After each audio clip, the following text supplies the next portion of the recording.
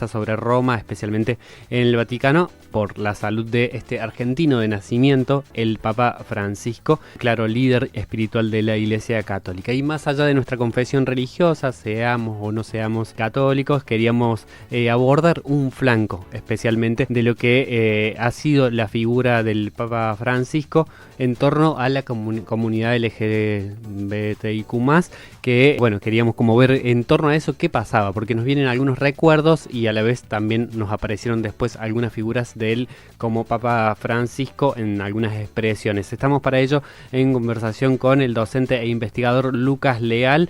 Publicó él hace unos días una nota en el periódico La Tinta. Queríamos hablar con vos y consultarte también, haciendo primero como un análisis preliminar de lo que es la figura del Papa Francisco. Nos vamos a meter después también un poco en esa cuestión de Bergoglio o Francisco, quién es quién, en relación a algunos discursos, algunos posicionamientos, pero consultarte para vos cuáles fueron algunos puntos que se hayan destacado en el papado de Francisco y en la lectura histórica, algunas continuidades y diferencias con respecto del papado del anterior papa, de Ratzinger.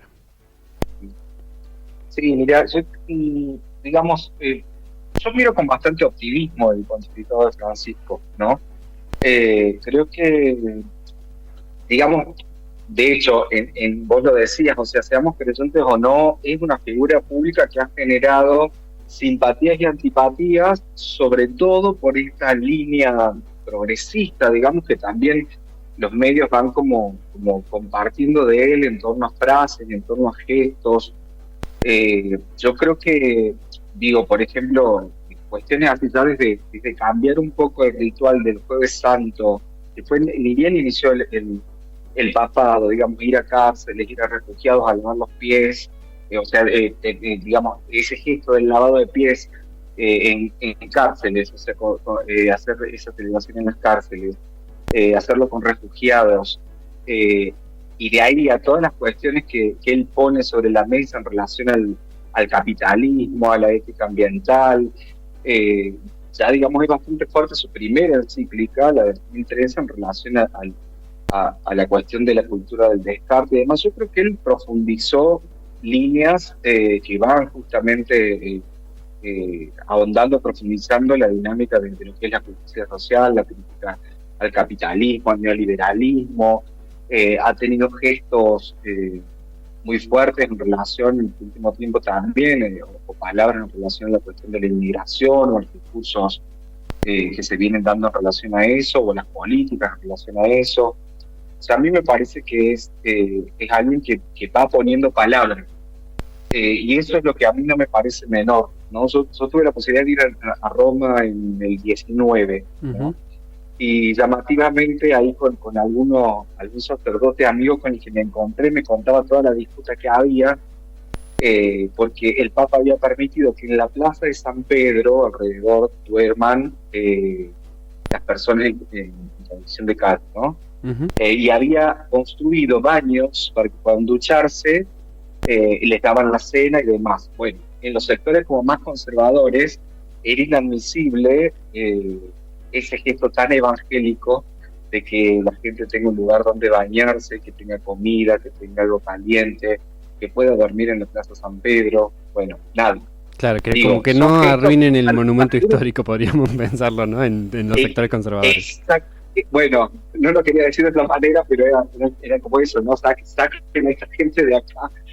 No, sin embargo, él, predispuso el espacio para que eso sucediera, y dio mucha fuerza a algunas comunidades así que sostienen albergues de día y demás para personas en situación de calle y albergues en la noche.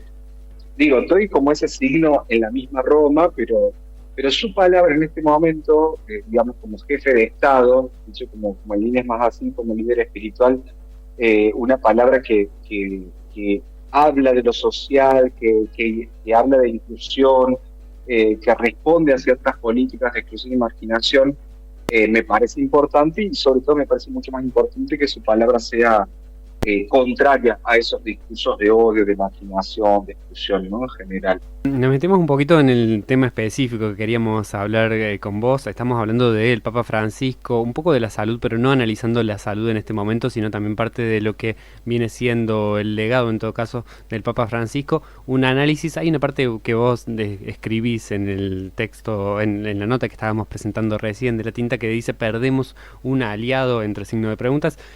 Francisco claramente es Bergoglio y a la vez es Francisco en simultáneo, o sea, es el Papa, pero también es un poco ese cardenal que algunos recordamos, y siempre están esas preguntas cuando asume un Papa que uno dice: ¿y es la figura anterior o es la figura actual? ¿Es el que conocíamos acá a la vuelta, por decir, en Argentina, o es ahora un líder espiritual de todo el mundo?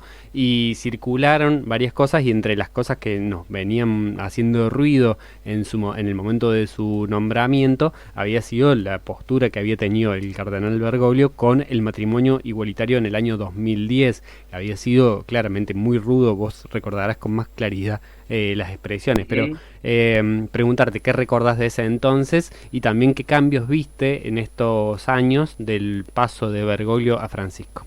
Mira, la idea del título esa nace de la charla con un amigo antes de la marcha del 1 F, ¿no? Viste que algunas diócesis, algunos obispos, bueno, apoyaron la marcha, hablaron, hicieron algunos comunicados oficiales en relación al discurso de Milei en Davos, y charlando con un amigo con el que íbamos intercambiando, un docente, investigador también, Eduardo Mateo, digo: che, parece que en este momento la Iglesia es nuestra aliada, ¿no?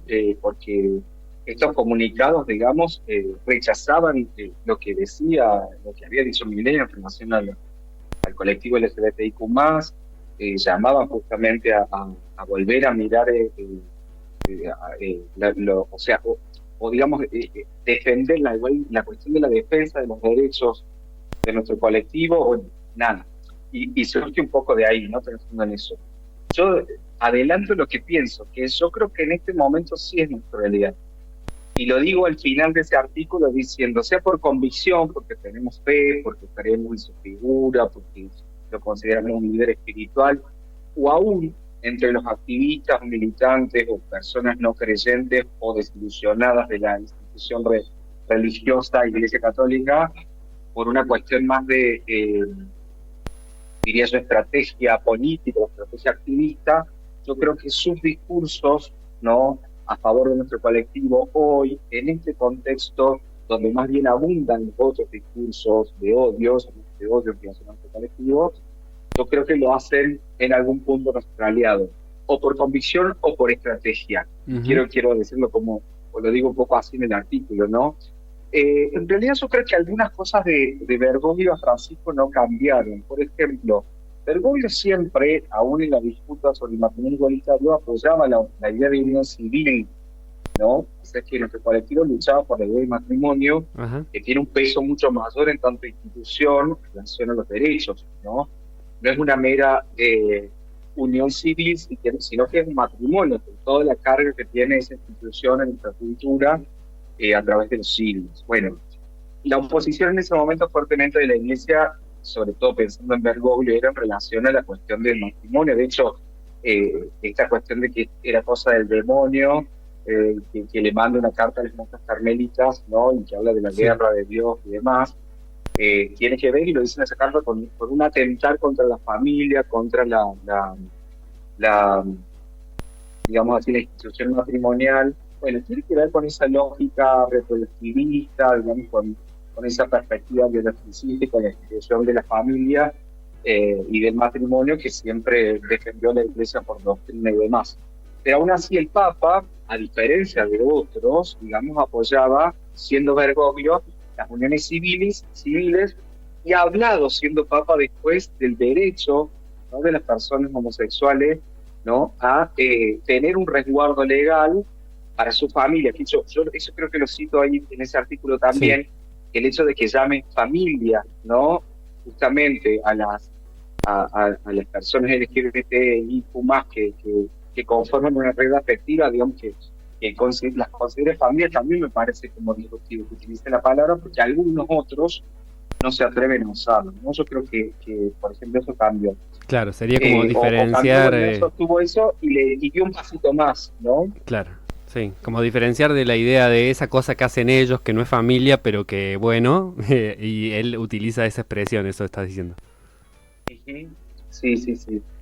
Después creo que es bien, yo matizo ahí un poco la idea, o sea, no cambió la doctrina respecto de la homosexualidad que está en el catecismo, ¿no? Ujú, Entonces, sí, la que dice que es una eh, orientación, digamos, y que la orientación en sí misma no es pecado, sino que lo que es pecado es el acto homosexual, pero es intrínsecamente desordenada. Por eso no lo cambió. Pero ujú, ciertamente que ha tenido gestos como los de apoyar o avalar, por ejemplo, la posibilidad de bendiciones a personas homosexuales y no dejarlas libradas al cura de turno o al obispo de turno, ¿no? Aunque hayan tenido después que salir a hacer aclaraciones, pero fíjate vos quien después dijo, se escandalizan más porque bendigo a personas homosexuales porque si bendigo a empresarios corruptos, ¿no? Tiene claro, como, hay ahí como una cuestión fuerte de él de poner palabra respecto de esas decisiones, de esos pasos que se van dando, ¿no? La misma cuestión de que no es que estaba vedado para las personas trans, por ejemplo, ser padrinos, madrinas de bautismo, sin embargo hubo que ponerlo en una carta, ¿no? Y en una carta que él avaló, para que no quede librado al azar, de que viene el cura, o tal cura que es homofóbico, que es transfóbico, que no le pinta, y dice no, ¿no? Entonces esos pasos o esas cuestiones sí me parecen a mí relevantes, aun cuando no haya modificado la doctrina del catecismo. De todas maneras, te diría yo, funciona muy bien la pastoral de la diversidad en Mendoza, ¿no? Y el arzobispo de Mendoza es justamente el presidente de la conferencia episcopal, y es uno de los que ha permitido que los actos de bautismo, desde la pastoral de la diversidad y la pastoral de Guadalupe, que se llama también, las personas trans que son padrinos, madrinas de bautismo puedan figurar con su nombre autopercibido, aun cuando no esté hecho el cambio en el DNI. ujú, Esto no lo sabe mucha gente, digamos, claro, pero todo ese tipo de signos, y este es un arzobispo puesto por Francisco, entre los tantos que fue poniendo él, cambiando obispos o arzobispos ultraconservadores por otros que vayan más en la línea de la justicia social y de la inclusión, yo creo que son pasos que hacen de él en algún punto un aliado, volviendo a tu pregunta, ¿no? Por eso digo, podemos quedarnos con esta cuestión de Bergoglio, bueno, que apoyó la dictadura, que estaba en contra del matrimonio igualitario, o organizaba las marchas en contra del matrimonio igualitario y demás, y dejar, o dejar vedados o en la oscuridad o en la sombra estos otros gestos, o de verdad en este contexto en el que necesitamos más aliados, podemos como servirnos de estos gestos y de sus palabras para, bueno, continuar la lucha y la resistencia, un poco por ese lado lo pienso, ¿no? claro. ¿Cómo imaginás, Lucas, que impactó esto en los sectores conservadores de la iglesia, ¿no? O sea, este tipo de gestos, incluso algunas expresiones, algo nombrabas recién, no en relación a este tema, pero sí en relación a las personas en situación de calle en la plaza. Pero bueno, un poco uno analiza también cómo se van dando esas cosas a nivel geopolítica. No sé si vos tenés como un poco pensado cómo fue repercutiendo este tipo de gestos en la iglesia conservadora, en la parte más conservadora de la iglesia, que con Ratzinger estaba claramente muy definida. Y mirá, tuvo mucha resistencia, la tiene de hecho. Eh, bueno, yo comentaba esto al principio, pero en relación a estas cuestiones, o sea, hay conferencias episcopales completas, digamos, que se oponen, por ejemplo, o se opusieron a este documento en relación a la bendición, digamos, de personas homosexuales, que pueden venir en parejas ser bendecidas, ¿no? Ujú, Digo, la conferencia episcopal africana, por ejemplo, se me viene ahora, no tengo el dato preciso acá, pero era la africana, ujú, una de ellas, ¿no? Y un montón de gente que frente a estas cuestiones salió justamente a hablar en contra del Papa o en contra de estas resoluciones. O sea, la resistencia lo tiene. Y creo yo que en cuestiones políticas, pensando en si renuncia al cargo, como se dice, por cuestiones de salud, ¿no? O si muere, porque es también una de las posibilidades, bueno, ¿quién vendrá? ¿No? ¿Quién vendrá?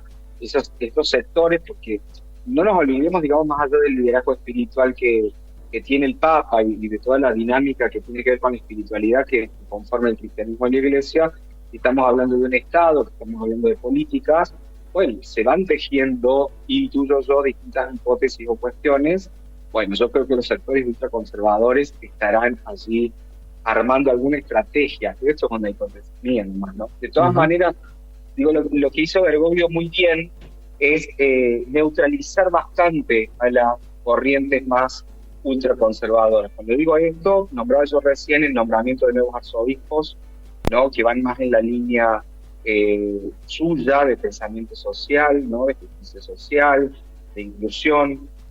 Hay algunas cuestiones que son inauditas, que hizo el Papa Francisco, como por ejemplo, recientemente suprimió el sodalicio de vida cristiana por las acusaciones de abusos sexuales comprobadas de su fundador y de todo el grupo fundacional. Digamos, no hay datos como tan históricos de la supresión total de congregaciones. O sea, ahora Claro. están justamente en ese proceso de esa congregación no existe más, entonces ahora se reorganiza qué se hace con esas personas que formaban parte de esa congregación, con esos sacerdotes, con los bienes, pero tomar la decisión de suprimirla es, la verdad, una cuestión bastante fuerte. Digo, doy ese ejemplo porque es una Ujú. congregación, una sociedad de vida apostólica en realidad de Perú, que si uno rastrea un poquito algunas cuestiones, un argentino, era un ultraconservadora, ¿no? Y son terribles las acusaciones de abuso frente a los fundadores y todas las cuestiones de abuso de conciencia y demás, ¿no? Haberle quitado la prelatura personal y otro tipo de privilegios al Opus Dei, que es bastante conocido por su corriente más conservadora, yo creo que son pasos bastante jugados, ¿no? En relación a marcar una línea dentro de la iglesia, una línea pastoral y por ende una línea doctrinal, suprimir la misa en latín o hacer ciertas reducciones, creo que no lo suprimió totalmente, pero sí hizo ciertas reducciones en la misa en latín. Bueno, habla un poco de ese movimiento que él hizo, ¿no? Para reducir un poco en el Vaticano, digo yo reducir, Ujú. pero bueno, los sectores ultraconservadores no han perdido privilegios y el Papa Francisco ha tomado decisiones en relación a esos sectores, digamos, ¿no? Claro. Quédate un poco más, Francisco, decís vos en la nota. Por último, consultarte sobre los discursos de odio que están muy presentes en todo este tiempo. Redes sociales han hecho mucho para ello, pero también hay muchos líderes económicos que a la vez tienen un rol político muy fuerte. Por ejemplo, el caso de Elon Musk, donde los discursos de odio están muy presentes e incluso admiten y eligen que las plataformas los puedan hacer circular. ¿Vos imaginás en los próximos meses, años, una iglesia que salga al cruce de esos discursos de odio contra la comunidad LGTBIQ+, o imaginas que se sumaría a la ola? Yo deseo lo primero que decís. Mm, No sé si lo imagino, yo sí claro. lo deseo, ¿no?